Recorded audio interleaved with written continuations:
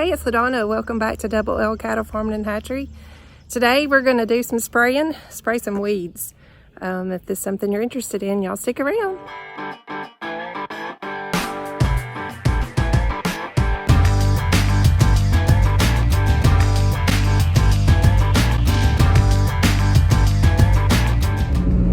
Moving our side-by-side Polaris and one of our spray trailers to a different place to do some spraying today. Well, we had a fun morning to start off the day. We had sprayed at one of our other pastures, and when we pulled it in to fill the tank up, the bull was rubbing on the end. Apparently he rubbed so much that this fell off. So we get here with our trailer and didn't have any more parts. I had to go drive 45 minutes one way to go get something. But this is our little rig. We've got the pump tied down here. It's probably a little redneck, but got a battery over there. It's working really well. We put this on here to kind of protect the tank from this metal. Got her strapped down, so I gotta get busy now. We're running behind. It's hot, but it's nice. We're out in the fresh air and still take this over a desk job any day. At this place, there's not any water real close by, so we went ahead and just filled this up, and we've got it rigged up where you can just swing by with the tanks, and then just turn the valve and fill the tanks up. So that makes everything a lot quicker when you're out here not having to run back and forth and fill up the tanks with water. Time for a refill. About used all of that. In this tank we put about 250 gallons of water, and that allows you to use one full jug, 2.5 gallon jug of chemical. So that works out really well as far as measuring and stuff. You just pour the whole jug in there. Time for another fill up. We strive to put out 20 gallons of water with chemical per acre.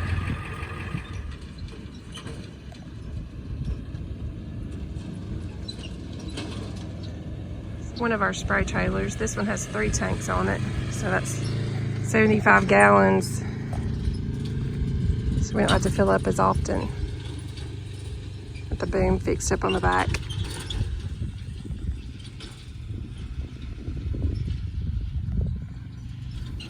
I'm going to put a link up top to the video where he builds these spray trailers. I believe it's a really good idea.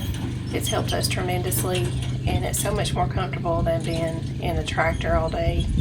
It's more like you're just driving a car. We actually do drive our car a lot, but you can get in tighter places with it also. He's also hooked up a remote to the sprayer. Plugs in, it's got a little connector, and then it's a wireless remote. It's got a little antenna on it, so you can turn it off and on when you're making your turns, because usually, they get oversprayed in the turned area, so you're saving some chemical there. This is the remote that we've used. It has 2 connectors. One goes into the power source or the battery, the other goes into the pump, and it's connected to this little wireless remote. Is this not the cutest thing you ever saw?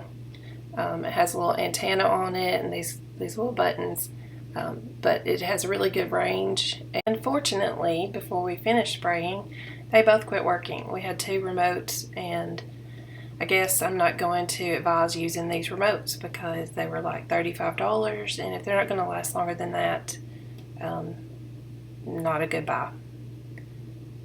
We haven't had time to actually, figure out what's going on with them. Maybe the batteries went dead. We'll give it the benefit of the doubt, but for right now, we're just going to use our off and on switches on our cords.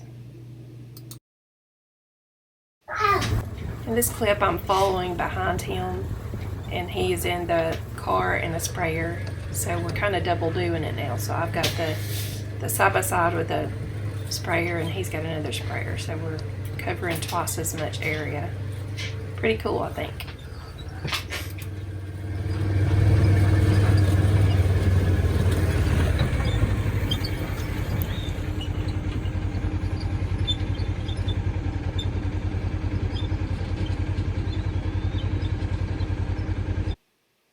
We believe that spraying the pastures is the best way to combat weeds and even other issues. Last year we had armyworms, and we were able to use these spray trailers with the booms to take care of the armyworms, and it worked great.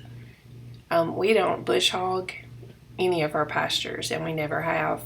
We only spray, and I guess you could say our cows bush hog the pasture.